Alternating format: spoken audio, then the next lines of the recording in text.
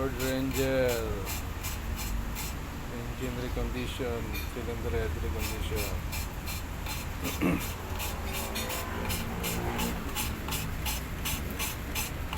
Uulanin ka na Loy. Ano? Ligo.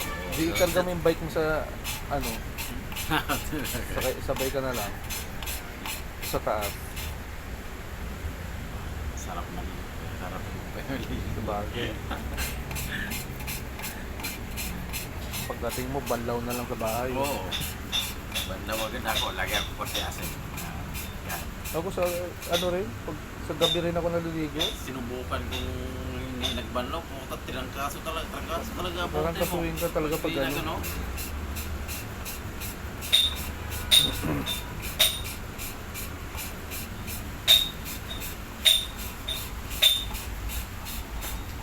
Okay lang, gabi sa kauulan. Ayan, right. Mga original, yung mga bearing, saka mga ano. Lahat yun. Puro Ford. Parang iba, di ibang ano kaya modelo to o yung kay Lando. Kasi yung kay Lando buo yun eh. Di ba buo yung camshaft na ayaw matanggal sa Ito ano, diesel ba? hiwalay. May ano to? Ano? Rakiran. Gasolina?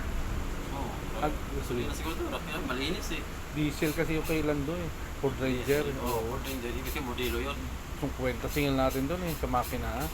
Modelo yun. Ano yun eh. Hindi yung single lock. Ito ay single lock lang yun eh. Maliit ang Saka yung ano no, yung camshaft nun kasama doon sa ano. Kaya nga, sa cup. Buo yung Kaya sa cup nga, eh. nagpalit siya doon. Ito may wala eh. Bulak para sa ano sa ng barbula ng ano to. CD30 yung sa ano. Parehas sila. Ayan na. Lapit na mag-uwi. Ano, uwi na tayo.